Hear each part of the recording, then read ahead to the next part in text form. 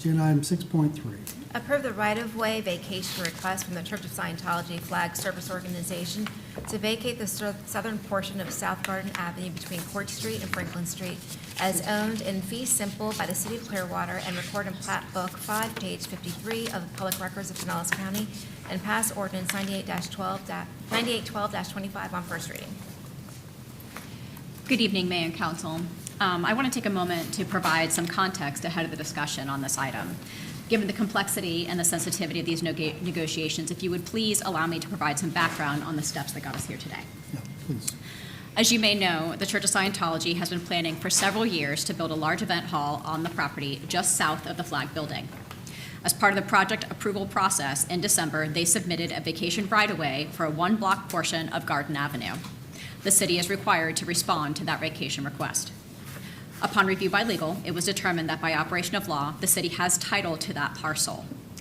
And so in order, if the council chooses to vacate that right-of-way, the city would have to sell or trade the property that is reflective of market value. The city is also required to post that property for 30 days to determine if any other interest exists. As such, the council unanimously directed that I engage in negotiations with the Church of Scientology regarding the purchase and sale of this portion of Garden Avenue. Since then, I've been working individually with the council to seek their input and learn their priorities before opening negotiations. During the negotiations, I advocated for the priorities of every council member. Unfortunately, the Church of Scientology did not agree to all of those priorities. Given the historical and community interest surrounding this issue, we anticipated a range of perspectives and opinions and challenges brought forth by both the community and the council as to what an appropriate deal would look like. What is being brought forward today is a result of those negotiations. This agreement meets the majority of the goals set by the council. It provides the city a fair market price as validated by the 3 appraisals the city received for this property. It creates new green space that will be open to the public, and the property will not exchange ownership until the building is completed. I will now turn this over to Tom Mahoney, who will provide the staff report, and then after that, we look forward to taking council's questions and discussion on this matter, and then ultimately council's decision. Good evening, Council. Tom Mahoney, Public Works Department. So this is for the right-of-way vacation of a portion of Garden Avenue located between Franklin and Court Street. This will enable the future development, as our city manager said, of the Performance Hall and an entry plaza. This was reviewed by staff, and we will be retaining some easements necessary to cover our utilities until such time they potentially get relocated or remain where they're at, but we will have easements covering our interests. I'll be happy to answer any questions. Reading on this.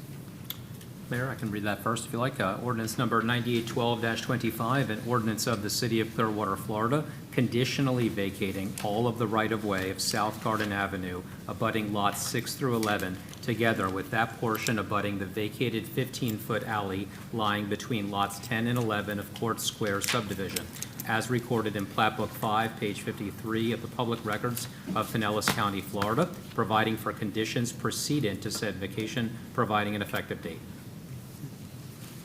Is there anyone here from the public tonight who desires to speak to item 6.3 on the agenda?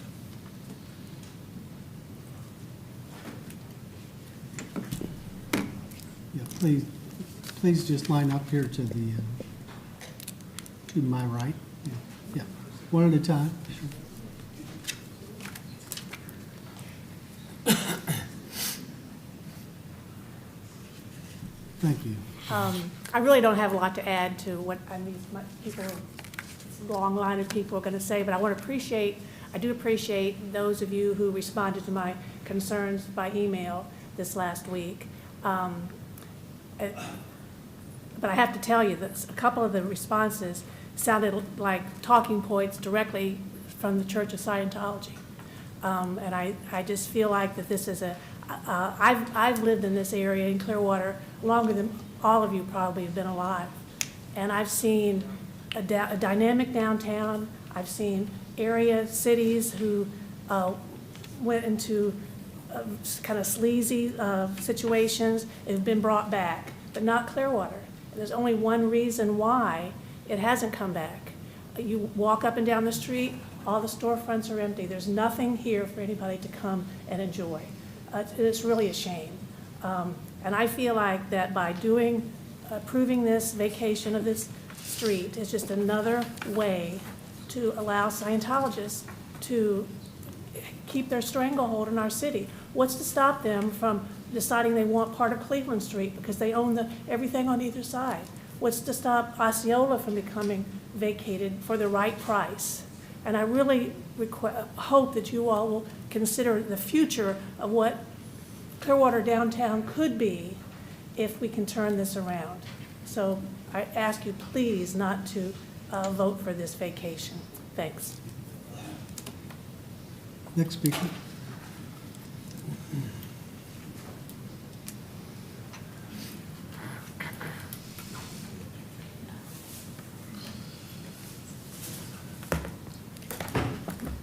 Christine Abadi?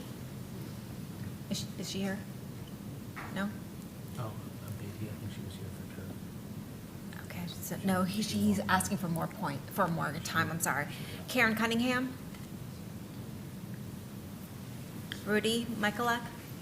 Okay, all right, so you have 4 minutes, Mr. Bunker. Thank you. Mark Bunker. The loss of a block-long city street will not hurt Clearwater. The construction of a large L. Ron Hubbard Hall will. Hubbard's unfortunate choice of Clearwater back in 1975 was the moment when our downtown's fate was doomed. It has been radioactive ever since. Covert operations against the city, the mayor, the newspaper, and the U.S. government sent L. Ron Hubbard's wife and 10 other Scientology's officials to jail in the late 70s. And Hubbard himself went into hiding for the rest of his life. Not so very different from how David Miscavige hides from subpoenas today. When the city wanted to move the aquarium downtown, Scientology worked hard to stop that. Miscavige didn't want strangers in his backyard, but he sure wanted that property. And that, when he didn't get it, he orchestrated this scheme to purchase all the remaining property downtown while lying about it the entire time. Now Miscavige wants you to trust that he is a man of his words. He is not. A man of his words would not treat the city this way. It may not be possible to stop the construction of the L. Ron Hubbard Hall, a monument to the biggest humbug of the 20th century, but you don't have to make it easy. Hold off on selling the street until Miscavige comes through with everything he promised. 3 buildings being renovated downtown doesn't begin to match what Miscavige promised you, and that is a drop in the bucket. That's pocket change for Miscavige. Miscavige tells you he wants a vibrant downtown for his people. His people have been flying in from around the world for decades, spending all their time and money inside Scientology's properties. They promised there'd be tens of thousands of people coming to the streets. There have not been. All of these people have been coming here. The downtown's dead. In 1998, when ground was broken on the Flag building, the city was told that would bring tens of thousands of people here. It did not. Miscavige didn't even throw his support behind the Bluff property referendum because he didn't care about what happens to the downtown or what the city wants. I urge you to hold on to the street. It may be the only chip you have left. If you do give Miscavige what he wants, at the very least, rename Franklin Street Lisa McPherson Way in her honor. Give that hall an address that will stand as a true reminder of Scientology's legacy in this city. Thanks. I know you're under no obligation to answer any questions, but I know our wonderful city attorney, David Margolis, crafted something that I'm sure is filled with all sorts of safeguards. I'd like to hear about some of those, if you don't mind. to make sure that Miscavige holds up his end of the bargain. Would that be possible? Oh, apparently it's not. We're Okay. gonna have a discussion, Mark, after this. All right. All right, okay. Well, I'm glad that you care about what the citizens are concerned about enough to not answer questions.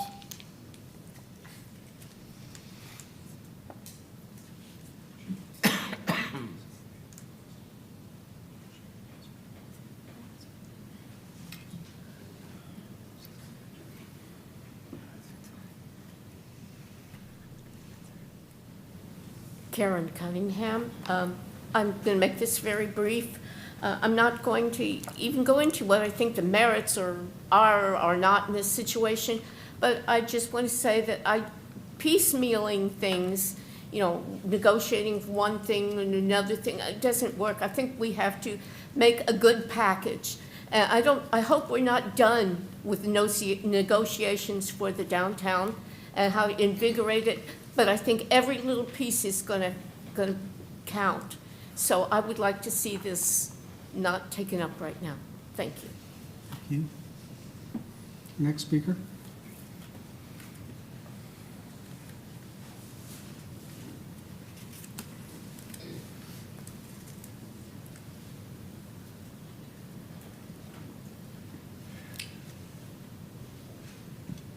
Good evening. My name is Barbara Sori Love, and I know many of you on the dais. And I'm here speaking on behalf of the Clearwater African American Foundation, and our purpose and our mission is to honor, promote, memorialize African American landmarks, foundations, and land sites. Back in the day, Garden Avenue was one of 3 major African American communities here in Clearwater. There was Garden Avenue, North Greenwood, and the Mac Dixon subdivision. And the North Greenwood area, the Mac Dixon area, the Garden Avenue area is the last of the 3 main communities that's just kind of laying there with very little happening. And that is one of the areas where there was, at one time, Bees Catering. Miss Minnie Kerbo, who was my preschool teacher, she taught many students in her home on Garden Avenue. I'm working with the Clearwater Historical Society, and Allison did mention that I was honored to be one of the 2024 Trailblazers last year, but that's okay, I'll forgive her. And it will be an honor if you would hold off approving this amendment, referendum, of whatever it's called, to really look at what can you do in the reimagining of Clearwater's African-American history to put aside something in your memory or your mind or in your referendum to honor and memorialize the African-American presence that was once thriving on Garden Avenue. And those are my suggestions for the Garden Avenue referendum. Thank you. Thank you. Next speaker.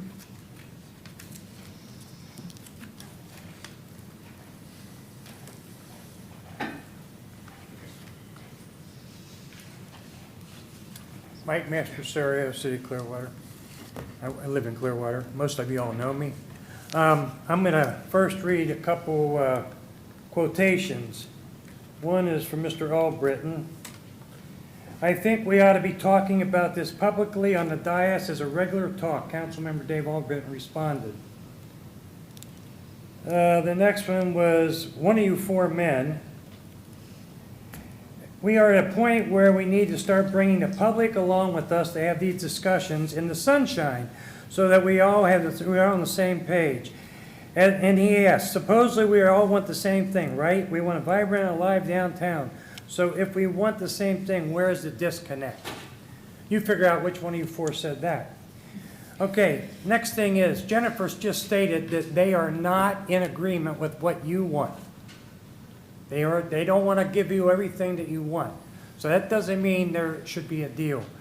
Now I'll go a couple steps further. And first of all, I appreciate every one of you. I never thought I'd have to be up here even discussing this, but we are. Ryan sent me an answer back about parks, and he said it's going to make a nice park for the public, all the public to enjoy.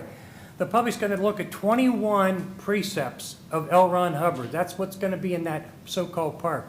There's a park right now between South Fort Harrison Hotel and the county building. Have any of you ever been in that park? How many citizens do you think have ever been in that park?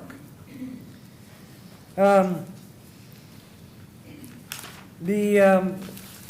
Ron Hubbard Hall membership, their reason for expanding their reach into our society.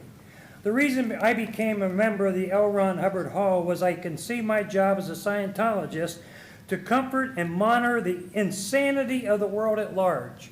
We ought to all give up our own churches and go be part of this. We're insane if we don't. I stay on top of what's happening in the world. I ask myself, what can I actually do about it? The answer is always support the only entity that can bring sanity to this planet.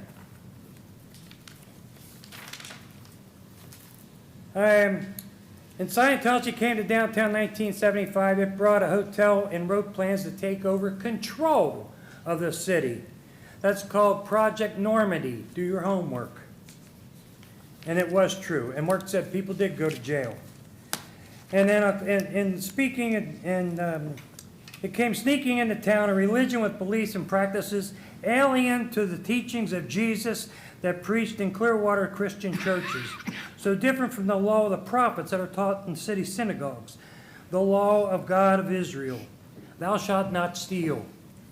And then there was other things that went on. But I'm going to close with, this vote may seem insignificant in the world's view since it's a small right-of-way.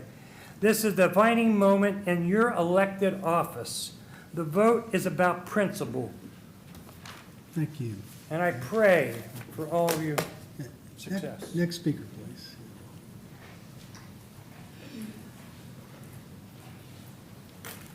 Hello, my name is Lola Wagenborg, and I'm not comfortable behind the mic. I give the mic to all you guys. But anyway, the gentleman that used to be an ex-councilman, I did have the pleasure of telling him he could not badger Scientology on the radio station without giving them equal time. And the lady that was there, I don't know if she knows Trailblazers, but Wanda McCauthen and Chip Collins have been on the radio over 40 years. Scientology, they are religious people. They do their shows on religion. Scientology does not bother them, ever. And to all the people here, I was here probably 30 years ago for St. Patrick's Day, helping Josie paint her building purple. But anyway, this town, I've been here 37 years, and I'm not comfortable behind the mic. My husband was, my mentor was, but they've all died.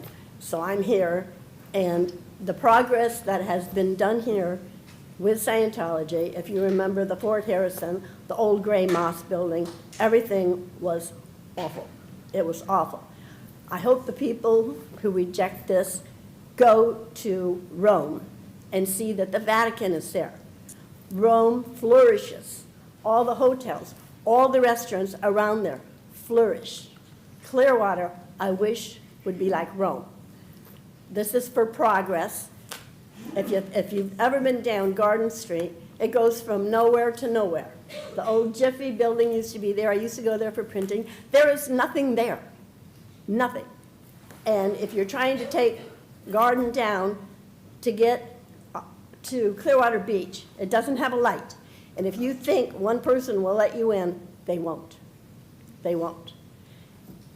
The auditorium will bring people here.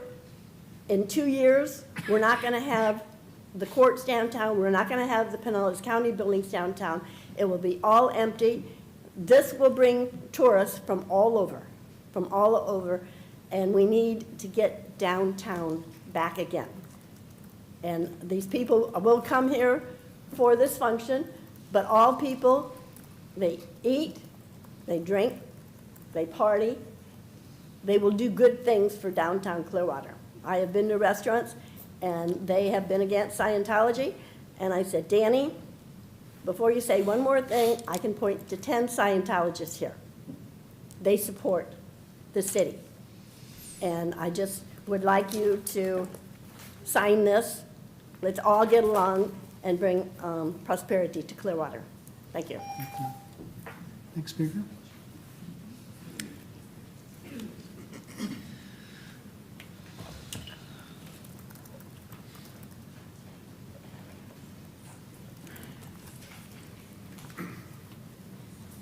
Robert? Okay, so you have 4 minutes. Okay. Well, today, represent my 3 businesses here with Rob. We're representing our 500 block. Today, we stand at a crossroads. We stand here not to discuss the street or debate policies, but to decide what Clearwater is and who it belongs to. For too long, the city has been shaped by hidden hands, silent deals, and the system that thrives on secrecy. It has been shaped by those who do not build, but hoard, by those who do not uplift, but control, by those who do not serve, but rule in the shadows. And yet, we've allowed it. We've accepted stagnation. We have let those with power convince us that they are untouchable. Our voices tell us that our voices do not matter, that we should simply just accept what we are given. But that ends today, because I know what Clearwater can truly be. This past Saturday was proof of an undeniable future. Clearwater can thrive. We can bring it back together. We can give them a reason to come together. We can fight and make it worth a place worth traveling to. It could become alive. Not because of policies. This didn't happen because of policies or false promises, but it happened because of us. The builders, the workers, the entrepreneurs, the families, and the people of Clearwater. Clearwater does not belong to those who cling to power out of fear. Clearwater does not belong to those who operate in silence and control people through illusions. Clearwater belongs to those who refuse to be ruled. And that means every single person in Clearwater. That does not mean someone of one faith or another, their past or their affiliations. We all have to make a choice. To the members of Scientology, the Church of Scientology, I speak directly to you. You are part of our city. You have built it with us, you've invested here, and you've called Clearwater home. But home is not to be controlled. Home is not to be ruled by fear.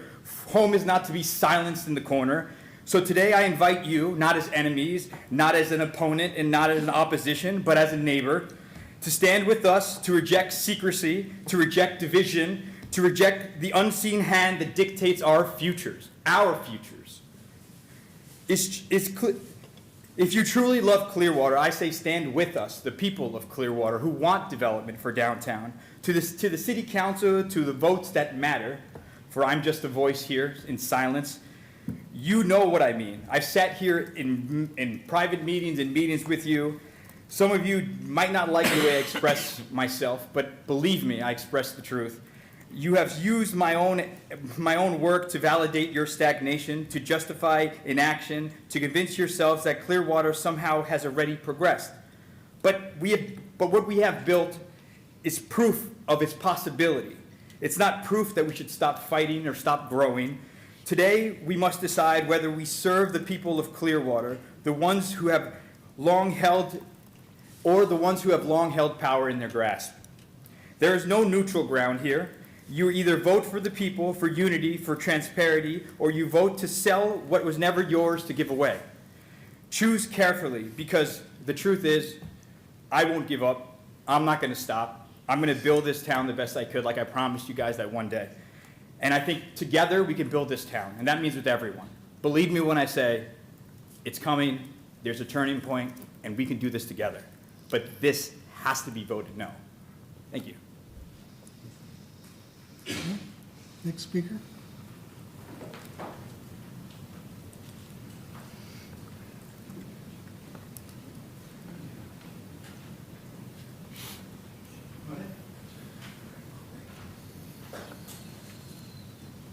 Honorable Mayor and council members, this is the second time, I'm bringing a record here, speaking twice to council, at the council meeting.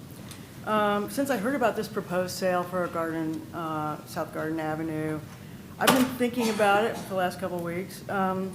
It seems like this is going to be a permanent blockage of the street, basically eliminating a street in our downtown. And my concern is accessibility to downtown. Due to Coachman Park and the sound, I believe downtown is coming back. Just in my personal experience in the last 4 months, my husband and I have brought our kids and our grandkids to a concert at the Sound. Actually, within the last 6 months, almost all of my extended family has been to a concert at the Sound, and most of them live in Tampa.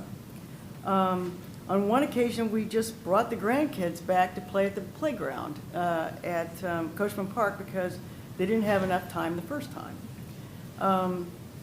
When we were playing at that playground, we saw young people, 20-somethings, coming from all directions, heading to the Sound to hear the band that night. I've never seen so many young people downtown. Our visits have also prompted us to try 2 new restaurants downtown, and they were quite good. 3 years ago, this would never happen. I understand that there will be more shows at the Sound this year than last year. Also, if a nationally known museum comes to the main library, this will give people even more reason to come downtown. South Garden Street may be a quiet street now, but what will it look like a year or 2 from now as traffic increases? Is it short-sighted to sell off an access route to downtown now? These are my concerns. Downtown is everybody's downtown. Let's make sure it's accessible to all. Thank you for your time. Next speaker.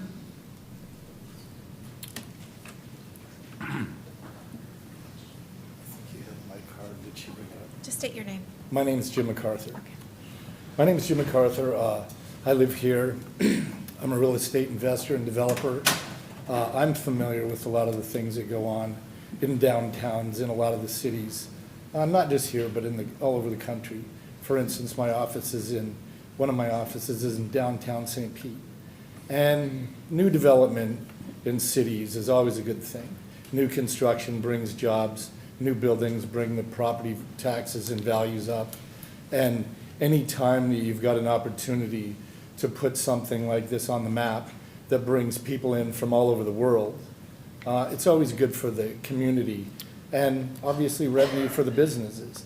Maybe the downtown's just one of the things that might be affected by one street, but I believe the economic impact is what I'm more interested in as somebody that lives here, because I've seen the impact of the things that Scientology's done. I know people are pro or con against it. I'm not either way, but I'm more interested in speaking about the economic impact.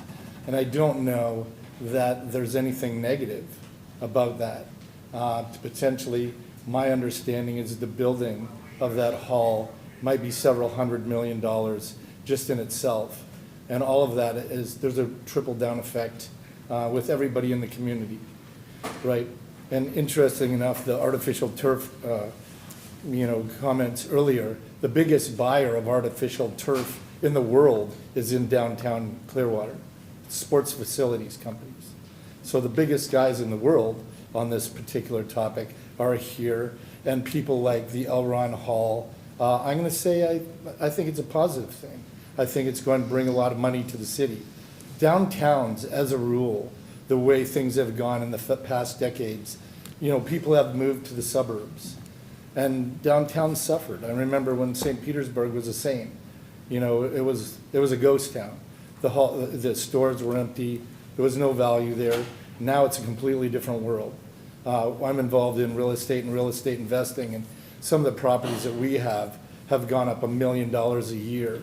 And that reflects on the value that you people and the county get on tax value and all the rest of it, right? And now there are businesses that are flourishing, whereas before they weren't. And I'll look at the economic side because everybody's always going to be on the political side, one side or the other. But I think there's positive benefit. And I think there's positive benefit on the trickle-down effect of everybody. And new buildings downtown, it never hurts. It's always a positive thing.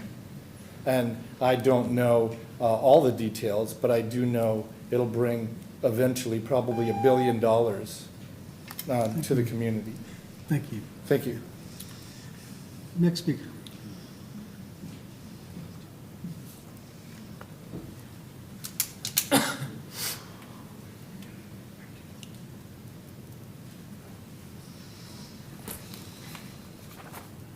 Good afternoon. Good to see everybody.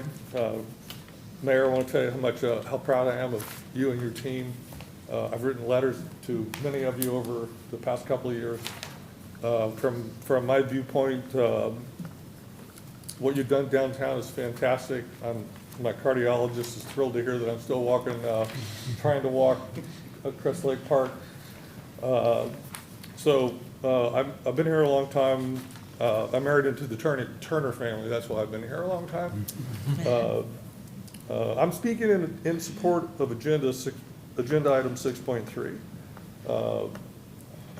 I think it's a good idea. As some of you know, I'm the owner of Veterans Funeral Care in Clearwater, Florida.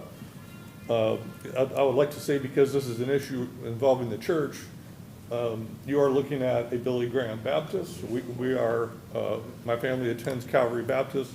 My son is getting his graduate degree at the Southern Baptist Seminary in Louisville. So he and I had a talk about this, and he said, Dad, you know, you can't be a missionary without first, you got to meet people in order to affect their life. So good lesson, son. Thank you. So what I wanted you to know is, just this year, my company has a 501(c) charity called Operation Toy Soldier. Every year we do 4,000 or 5,000 toys over at MacDill Air Force Base.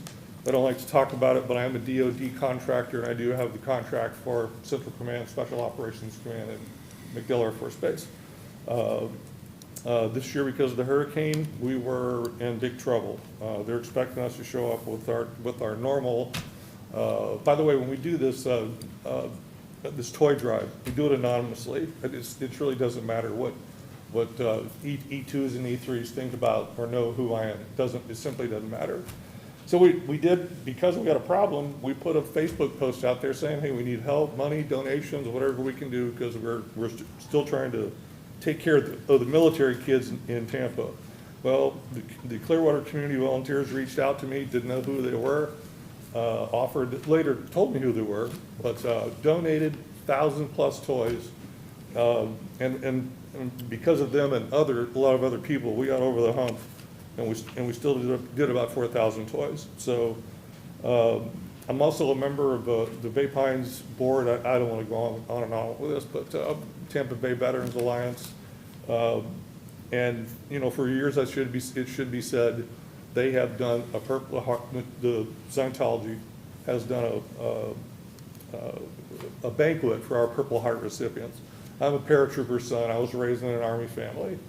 I can only judge, you know, what I see. So this year, last year, I see these people pitching in, trying to help, and my 3 minutes is up. Thank you all. Okay, Thank you thank all. you. Appreciate what all of you do. Thank you for coming out there. Next speaker.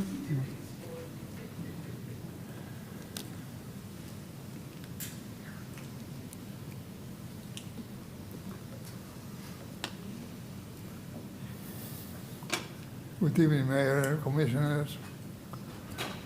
My name is Terry Sabatinos. I used to be a landlord in downtown Clearwater for 35 years. I know downtown Clearwater.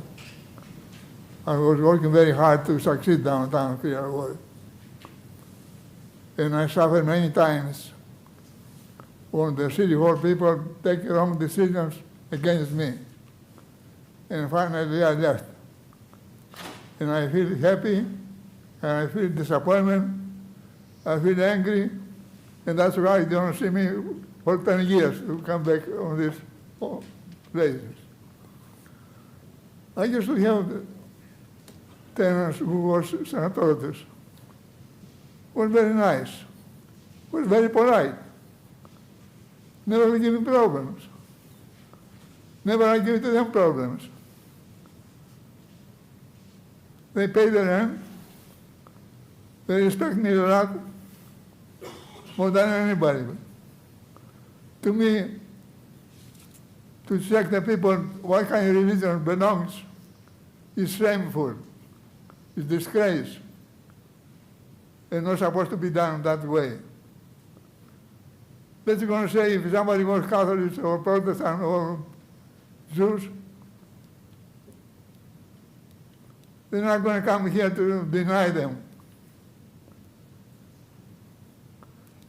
I did not come here to support this issue, but to be justice. 45 years ago, I sent a letter to the mayors and commissioners, and I told them what's going to happen in downtown Clearwater. And I got the letter. It happened exactly what I said.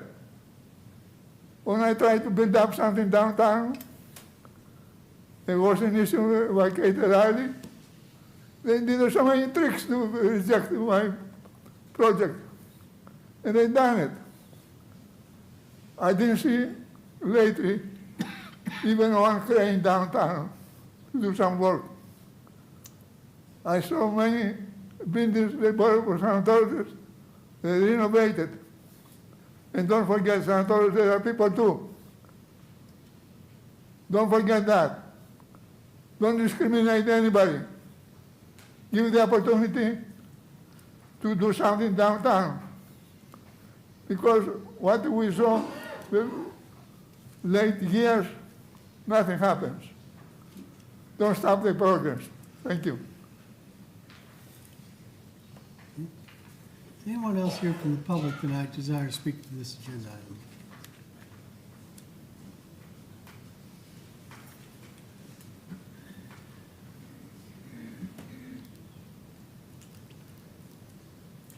Mayor and Council, I'm still Bill Johnson.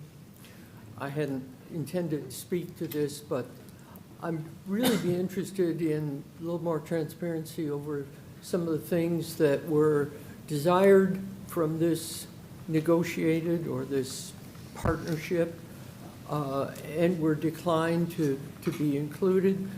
I'm mostly concerned about the viability of downtown and the diversity and the organic development of stores and facilities downtown. And I just would like to have some more insight into some of the conversations that we've had with essentially our largest property owner and their strategy. So that's my request. Thank you. Any other speakers on this agenda?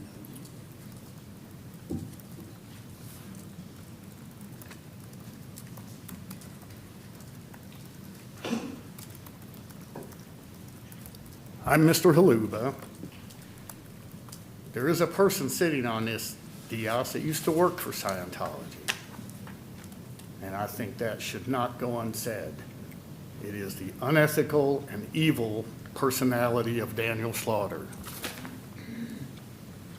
Is anyone else here from the public desire to speak to this agenda? If there's none, is there council discussion? It's probably all of us, so let's just start on the right. Councilmember Cotton. All right, thank you very much. I appreciate everybody that's come out here today to voice your opinions, your concerns. I do hear you, and I think that we can see the broad scheme of where people are, the difference of what it's going to bring to the community with this project going forward. Closing Garden, you know, from the taxpayer here, we've got a good deal, and later on I'll come back to that. That staff has worked diligently on that protects taxpayers and business owners with certain interests that kick in for protections going forward. Not only that, we've secured commitments to revitalizing our Cleveland Street, which is our downtown and leads into the park and the Baycare Sound. I can attest that over the last month and a half, you walk Cleveland Street and there are buildings that are now being redone that have building permits in them and construction is ongoing inside it, that the paper is now out of the windows. and things are moving. And I think that has to, that can't go unsaid or unnoticed. That is part of that verbal commitment that was made on top of this contract. We see things happening. And until you see the rest of the fruits of the deal pan out, which are activating those storefronts for non-institutional use to ensure that it's going to be businesses that come in at a fair market rate to serve the downtown and the betterment of that, right? Like, that's what I think we all, as Clearwater Floridians, are looking forward to. We have a wonderful park with a wonderful venue, of which this might become a portion of it. The downtown main library, for those of you watching at home, is what I'm alluding to. And I just think of 50 and 100 years from now, or what are we building for Clearwater, and what can we achieve? And we have to work with people. I said this on my campaign, is Scientology is a part of downtown. You work with them when you can, and you work around them when you can't. And here, staff has taken the advice of all council, brought together the first deal that I think, quite frankly, I was surprised that Scientology even signed the deal that staff was able to get and procure, especially with the, what I will call, protections for taxpayers. And I'm pleased for it because it looks like the things are happening. Now, for that being said, you don't move on to anything else until you see the fruits of the labor that have been talked about and negotiated with, right? Seeing these storefronts come to fruition and a business come in there, right? And then hopefully thrive and add to the downtown and those other businesses that are there to collaborate and work together and all grow together for this wonderful and fantastic community that we have and we love. Not to mention, selling this property alone, it's, what, a 60-foot street with 20 parking spaces that nobody uses, let's be real. And one of the citizens came up here and said, you can't get in if you're trying to go to the beach regardless. And we all know as citizens, she's right. Like, traffic going to the beach during spring break or any other season, people are worried about getting to the beach and they're staying in the same traffic, and it's gonna be heck trying to get in. So giving that street for them to build this park and this potential green space, also taking the burden off of the taxpayer to take care of the infrastructure that's underneath it is another win in my mind, right? Another thing that I ran on is making sure we're not kicking the can down the road, taking care of our infrastructure, and investing in the right things before the next shiny thing. And here, we're finding an outside organization willing to not only pay fair market price, give other assurities and assurances, but also take care of infrastructure that's under that area. I understand not everybody's going to be happy with this decision. I would be naive to think that everybody is 1,000% on board with that. But with what staff was able to bring to the table with working with their leadership, whoever it was, I'm very pleased with. I'm also very pleased with some of the other things that I've mentioned. And I completely agree with the other gentleman that stood up and the economic development that'll bring it just during the building process. You know, when those workers are here, the hundreds of them that'll be here, they got to have the place to go and eat, place to go and sleep, you know, if they're coming in from out of town or whatnot. And that's going to be your downtown restaurants. That's where they're going to go. So I think it's a very positive thing. I think it's a step forward. It's, again, what I ran on, allowing staff to do a good job and bring a deal that sounds right, that is good for the residents, the businesses of our area, that has protections that follow it, and make sure things get done. With that, I will ask Mr. Margolis, I don't know if we can we speak to any of the particulars of what we have with that in reference to the contract? If the council would like. If you could, please. Sure. So what has been drafted and what I understand the direction to be from the manager and the council should be viewed as tentative. And the reason I say that is because under Florida law, the city is required to advertise for 30 days prior to disposing of any real estate within the community redevelopment area in which this is located. That advertisement indicates that there will be a public hearing on April 3rd as to a purchase and sale agreement if the council votes tonight to approve the ordinance on first reading. So in answering that question, I'm happy to give a tentative answer, but just understand that that is all subject to council's direction and council's discussion. And if council decides tonight that there are changes, amendments, modifications, or if council does not pass the ordinance on first reading, then all of that can be subject to change. Absolutely. That said, the current version of the contract, which again, subject to council's decision and approval, has the purchase price that the manager has approved. I have given legal approval in as much as the city charter requires at least fair market value. I have confirmed that in fact that would be obtained here. In fact, we would obtain more than fair market value for the purchase price. Second, it includes a requirement that the majority of Garden Avenue be developed as green space. As we know, it is currently asphalt and parking spaces, so it would be converted, at least in a majority framework, to green space. Keep in mind, we do not have a final site plan from the church, so we do not know exactly how this is going to look when it's going to be done. That is not currently part of the deal. There has been a lot of discussion about that, but there is no development agreement that has been proposed. There is nothing currently on the table as it pertains to that, other than the requirement that the majority of Garden Avenue be green space, which is a component of the drafted purchase and sale agreement. In addition to that, there is going to be no closing on the real estate until after building permits are obtained and after the building is substantially complete. So in other words, it's not as if the city is transferring the property up front and then wondering what's going to happen after that. The reverse has to happen. They have to build the project first. After they build the project, the transfer of real estate will occur as drafted. In addition to that, there are timeframes that are put in there.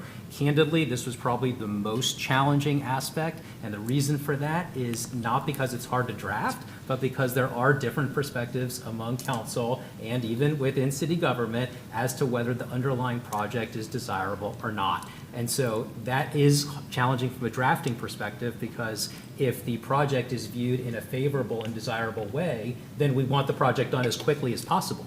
But if you're someone who does not care for or does not believe in the underlying project, or does not believe the underlying project is beneficial for Clearwater, then your view could be exactly the opposite. So how do we draft something like that? And the answer is to come up with something in the middle, which has specific timeframes in there so that everybody knows how long this is going to take at the outside, but it also creates a specific terminus point. As currently drafted, the buyer is required to obtain building permits and complete the project, or substantially complete the project, by the end of 2029. If they do not complete it by the end of 2029, the buyer has the option to extend the contract by making non-refundable purchase payments to the city. Those non-refundable payments are $300,000 a year, and they occur in one-year increments. So in other words, if they're in the middle of construction in 2029, and then they say, hey, we've run into these issues in construction and we need another year, we need another 2 years, they can purchase extensions for $300,000 a year up until the end of 2033, at which time their right to purchase extensions expires. At that point, the city can withdraw from the deal if in fact the project has not been completed. So that is the framework of what has currently been drafted based on the direction the city attorney's office has received. Again, subject to council's direction this evening. If there is something different the council would like to see, frankly, this is the moment, so don't be shy. So thank you for giving that out, and I hope that that brings some clarity. And to wrap up with that, you know, I'd like to bring up, I have told the city manager to express this when she's negotiating. From my perspective, every time, is that Scientology has a 15-minute video of what they intend to do and what their buildings are. Come and share that at a work session. Like, get the community on board and let them see what you intend to do. It's fantastic. It literally is. If the follow-through is going to be there, which we can see the steps of them starting to activate certain portions of property that they own down here, in my opinion. I know that's not the shared view of everyone, but I think they're really missing a mark by not showing this video. So I would challenge them. I know they've got to be watching this. Please show your video, reach out, and we'll get it on there so that the community as a whole can see what we can do together, right? So thank you all. Thank you for the time. Okay. Councilmember Dick Schrader. Well, let me begin by saying that I don't perceive this to be the typical run-of-the-mill vacation request. It does not fall under the most common, which is vacating easements for utilities. It is not vacating an alley in a residential area, a corner lot in an open field, or a small strip of land in the middle of private property. What we're talking about is a public street, one of which I use every day. A public street that offers parking and revenue and generates revenue. And it also happens to be smack in the middle of our downtown. The privatization of this road goes against our very own downtown plan, which I believe our planning department can attest to. Now, over the last several years, I'm proud to say that the city leadership has initiated an aggressive and creative multi-pronged revitalization plan that includes, but is not limited to, the building of the award-winning Baycare Sound, the award-winning Coachman Park, the development of the Bluffs, which will add 400 new apartments, 158-key hotel, and a parking garage. We have recently sent an RFI for a public-private partnership with an art institution to activate portion of the library. We will be adding to our small inventory of brick and mortar businesses with mobile vendors. We are collaborating with St. Pete College School of Business and Arts for a student-based entrepreneurial initiative. And just 1 or 2 blocks east of this said road, we are building a municipal campus centered around our new city hall, and next to that, the PSTA Intermobile Center. And last but certainly not least, we're working closely with the county to redevelop 14 plus properties. So in reference to one of the citizens who mentioned it right before, in essence, we are building or rebuilding Rome, and we're being asked to remove a road that leads to it. Now, having lived and worked in downtown for many years, I believe I have a grasp and true understanding of the challenges that our downtown has and continues to face. And it all boils down to balance, or lack thereof. Our downtown has a disproportionate amount of institutional use, semi-private and restrictive use, vacant lots and vacant storefronts, as well as nonprofits. Balance is crucial in maintaining health in any entity, whether we're talking about the economy and the precarious position we might find ourselves by being reliant heavily on one industry. We've all witnessed how diminished numbers of a specific species can play havoc in the ecosystem and the environment, and even the human body. We have all felt the ill effects of when our body is out of balance. This is also true of a downtown. A vibrant downtown must have the right balance of residents, businesses, entertainment, services, and accessibility. The privatization of this road further exacerbates this imbalance. So this vacation request as it stands is not something that I can support. However, and this is what the discussions that I was conveying to the city manager, I would support it if it was accompanied with an activation agreement. At the very least, an initiative that would neutralize this further imbalance. I understand that the Church of Scientology needs this road to encapsulate their large project, but our downtown needs activation. I don't believe the sale price of $1.3 million will move the needle. High impact, open access to all, activation does. For example, for over a decade, I've been hearing about a family entertainment center, whether it's a movie theater, bowling alley, or an amusement center. That would move the needle. That would enable both parties to walk away with something that they need. Now, like any agreement that a government body enters into, it would have to be in writing. That is standard practice. All our agreements with various entities are in writing, like Amplify. In those agreements, we even include hours of operation. With Baycare Sound, we include metrics such as number of events. We've even gone so far as to discuss restroom supplies. So to recap, I will not be supporting this vacation request as I feel that this exacerbates the imbalance we have. However, I will be open to it if it is in conjunction with a written activation agreement, which must include a high impact and open access initiative. Now, with all that aside, I'm still left with questions, and I have deep concerns about the negative impact on our maneuverability and access when all our initiatives finally come to fruition. Questions like, how will this impact the PSTA, the bus queues, the travel grid, the city hall, How will it impact our downtown when we have finally added all the residents, businesses, and visitors we are trying so hard to bring in? I simply do not believe this vacation request, as it stands, benefits Clearwater residents and visitors.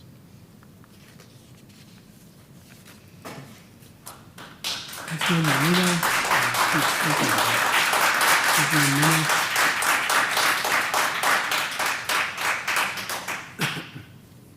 Thank you, Mayor.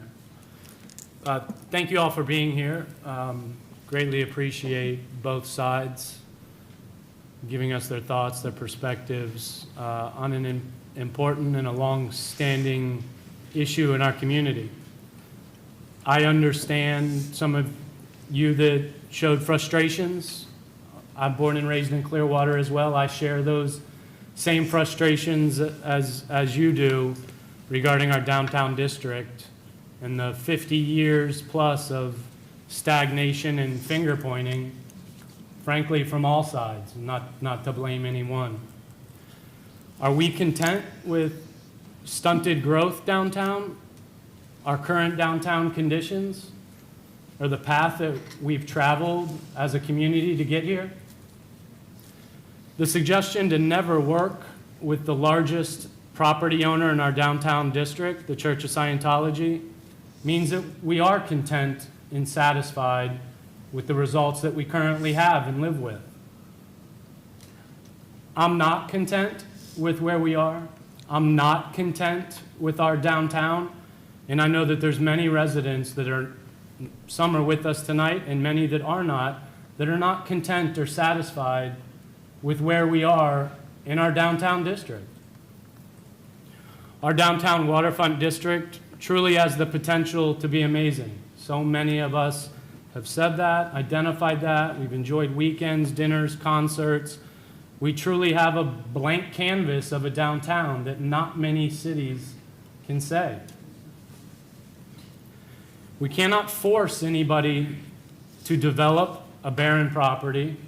We cannot force anybody to develop and activate an empty building, because there's those little things called constitutional property rights. Our hands are tied on so many fronts. We must be creative as a city and as leadership in finding ways to promote development downtown with the ultimate goal, which was just stated, activation. The activation of properties leading to a thriving and alive downtown that we can all be proud of, that we're all begging for years, some of us 40, 50 years, begging for it, praying for it. We have the opportunity to turn that corner and to make Clearwater and downtown Clearwater a place that we are all proud to call our downtown district. This small vacated portion of roadway, it's not being stolen from you. It's not being given away for nothing. And it's not being given for free. It includes the best and highest used average appraisal price. City attorney will tell me that that price is tentative, I'm sure he'd correct me, of $1.375 million. That's Countryside's pickleball courts that we've talked about cutting in our budget discussions. That pays for the upgrades and expansions at Edgewater Park for the ADA compliant zones, as well as the stormwater plan. That covers the cost of the Long Center's budget deletion of the instructional room in Sundeck that we removed, that was planned for the children, for the elderly, and everybody in between. But it's much more than the money. It's the contract assurances. It's the purchase contract assurances that is the meat on the bone in this deal. The vacated roadway doesn't transfer ownership until the issue of an occupancy license. The mandated development timeframe with strict payment penalties, if not finished, is an assurance that activation will happen. The guarantees of open and accessible green space for the public is vitally important to our downtown district as we continue to grow and put concrete walls up and around. This guarantees generational green space What's been said in the purchase contract is the majority of this vacated roadway must remain green space. And the plan we've seen stretches all the way to Fort Harrison. That is a large, open, accessible green space for everybody in our community, not with 4 walls around it, like was mentioned and compared to another park. These purchase contract assurances, they're not backdoor handshakes. They're not promises that would have been broken in the past with a wink, wink, nod, nod, take my word for it. These are big picture conditions that promote downtown development, ensure activation, add to Clearwater's tax revenues and economic impact, thank you for sharing that, and contribute to the economic vitality of our downtown district, our downtown merchants, and their businesses that they fight for daily. While I respect many of your doubts and frustrations with where we are in our downtown district and the reality of the brand that our downtown has, but I believe that this is truly a good business deal for not just the city of Clearwater, but for the tax-paying citizens of Clearwater. I continue to promise that every decision that I make on this dais will be in the best interest of the entirety of Clearwater and every resident. It will come to me through prayer and through our Lord Jesus Christ. Amen. Okay, Vice Mayor? Well, first of all, I want to thank, I've got a little cold here, but I want to thank everybody that sent dozens of emails for and against, and all you that came out tonight for and against to voice your opinion of this particular item. You know, I've been involved with promoting Clearwater downtown longer probably than anybody on the dais up here. There's always been an uphill battle because the presence of the Church of Scientology. Many of my constituents oppose the city collaborating with the church, even if it means sacrificing efforts to create a vibrant downtown. The city and the church both envision a downtown filled with restaurants and retail stores. But can we trust the church to prioritize the public's best interest in making this a reality? The church believes it has taken the first step by investing millions in a plan to achieve this goal. Additionally, it has acquired numerous downtown land parcels to facilitate development, but collaboration with the city is essential to bringing this vision to fruition. The right-of-way vacation of this parcel is the first step in this collaboration. We either say yes and move forward toward a possible vibrant future for our downtown, or no and continue the same path we've been on for 50 years. So I'm voting yes. Okay. Save the best for last, hopefully. First I want to say, I appreciate the city manager, city attorney working with 5 differing opinions on whether we should go through with this or not. And it's been herding cats to a great extent. And I appreciate not just your 2 efforts, but all of our city staff have been involved in helping us get to this point. Folks, you know, as many have already said, it's not been easy to navigate this relationship over 35 years. A lot of emotion for a lot of different reasons on it. For me, this is, it's not about the big picture in a lot of respects. It's simply about analyzing this as a real estate transaction. This whole transaction is being proposed by Scientology. It's not being proposed by any of us or the city. This is their idea. They have had these 2 lots for a long time, and they have had plans to develop an auditorium in one of these 2 lots for a long time, and have not done it, but could have years ago. And they don't need this street closed to develop this auditorium, and haven't needed it to develop this auditorium. So this is something that's being proposed by them.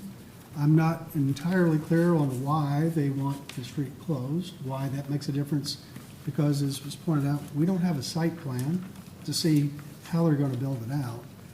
But for me, that's very important. As has been said by a number here today, for me, it's not about the price. It's about how the building's going to look. It's about if the city is going to give up the street, then is the city getting in return? And are we getting enough in return? And knowing that they could have developed this auditorium without closing the street for a long time and haven't, I'm willing, like in any real estate transaction, you want to buy a piece of real estate, they have no obligation to buy it. We have no obligation to sell it. But if you're interested in buying it, then make us an offer and then we counter. And we have. 5 of us have wanted different things in return that we feel like can make it a win for the city to get those. And I believe majority, maybe 3 of you have what you think you need, but I don't. I don't have that. I have things other that I have asked for. I think the appearance of the building is very important to the future of downtown Clearwater. This building is on our gateway to Clearwater Beach. It's really a gateway to millions of visitors who come here and maybe want to come back to downtown Clearwater. So to me, how the building appears, where it's situated is very, very important. And I ask for some agreements on design, so on and so forth, but we don't even have a site plan yet. One of the first drawings I saw was attached to this agenda item. So I think it's, the only way we would do this as a city, from my seat, to get my vote, is to have in here, in an agreement, which I've still not seen yet, things that would value the city going forward. And those haven't been what I hear are going to be in the agreement. But I think it's, as Karen Cunningham came to the microphone earlier and said, you know, I don't think it's a good idea for us to piecemeal this. And I feel like before we even know what is in the agreement, before we even have an agreement presented to us to consider, I feel like it's premature to vote to pass this ordinance without, particularly in my case, without feeling like there's going to be a written agreement, purchase agreement, that I can vote for and support. So I think whatever we do there, again, if we're going to help them develop their building by closing the street, we need to have something in it in return for the city, and a simple purchase price for me is just not enough. So I'm going to vote no on this agenda item because I just believe it's premature. And what I'm hearing about agreement we would have, that the terms that I wanted in don't appear to be what's going to be landing in the final agreement. So, and again, we don't have a site plan for this. I just think we're doing way too much, way too soon. And so I'll be voting no on this particular agenda item. Okay? So with that, is there any other discussion? Sorry, I omitted a very important point. We were talking about the past and being on the same path and expecting different results. Actually, conveying of land has been the same path. That is our history. There's been many instances from 1984 as recent to December of 2021 where we have conveyed property through contract or ordinance, which resulted in expanding their territory. And I don't know if anything has materialized over the years where we could celebrate it. So we're not really changing anything by conveying another piece of property. We've done that repeatedly before. So I just wanted to clarify that. This is nothing new. That's where we got. Yeah, thank you, sir. So this is why I think it's extremely important that Scientology share the video that I'm pretty sure all of us as elected officials sat through, which was their pitch for you guys to see it too. We don't have a site plan yet, but they literally showed us what they intend on building, and it matches all of their downtown buildings. It is nothing taboo. And is it written in stone? No, but I do believe that all of us got a glimpse at what they intend on doing. Let me just tell you, if they switch it in the 11th hour from what was on their video to something extraordinary, you got me. Yeah, you pulled the wool over my eyes, but I just don't think that that's going to happen, and that's why I implore them to come during a council session and work session and show the video. Let everybody see it. I am all for talking about this in the limelight, like one of the residents alluded to. I think the taboo of Scientology being in Clearwater needs to be a thing of the past. We shouldn't feel like we can't talk about it openly. It's just another people group that is within our hometown, and we should be able to openly talk about it without feeling awkward about it. So with that being said, again, I think that the church, it's really on them, hopefully sooner than later, to come and show everyone else what their plan is. So with seeing that video and being told this is our intention, that's good for me to know this is what they're going to be doing, not pulling something out from the magician's hat and taking us for another loop. So, as well as what we went over with the contract. Again, I'm surprised and happy that they signed those potential contracts, I should say, the potential contract, seeing as what happens tonight. So I just wanted to say that as well. Anybody else? Jump in again? Yeah, something else, yeah. I think this is great. I think participatory government is what our community needs. You can laugh if you want. This is healthy. This is what communities need to have open, honest, transparent dialogues on some of their biggest challenges that they face. We cannot. Folks, look.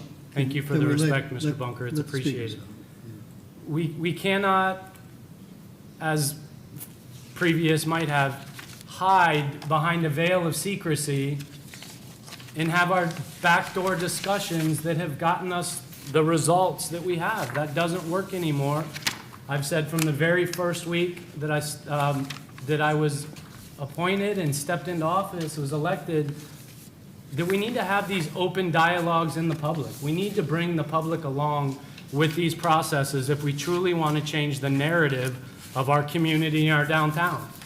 This is part of that process. This is healthy. I love this group. I love each and every one of you. Us having disagreements is completely healthy. None of us ever want to sit up here and have the same thoughts with the same opinions, agreeing on everything as we roll through an agenda and hear somebody say, unanimous, unanimous, unanimous. We don't want that every time, and I know we expect better of that. That makes us better as leaders. That makes our city better. We produce a better product for our visitors and for our businesses. So I'm with you. I challenge the church myself as well. I think you're 100% on when you say that, is if we're truly going to be some sort of partnership in the success of our community and downtown, come to the table. Come chat with us. Engage our citizens. Let's talk open and honestly about our plans, about the directions we're going, so we can create the brand and the image of a Clearwater that we're all proud of. And I know we would all relish that opportunity. So I'm going to vote yes without a doubt on this, and I look forward to more public engagement going forward in the light. Anybody else? Okay. City Attorney? Thank you, Mayor. Just to kind of discuss procedurally where we're at and kind of what the options are for the council at this point. So there are two parallel processes taking place, one of which is the vacation ordinance, which is pending before you this evening. The other is the purchase and sale agreement, which would be forthcoming. Both of those have to kind of work in tandem with each other, even though they're not on the same agenda tonight. That's true for Gotham. It's true for any other deal.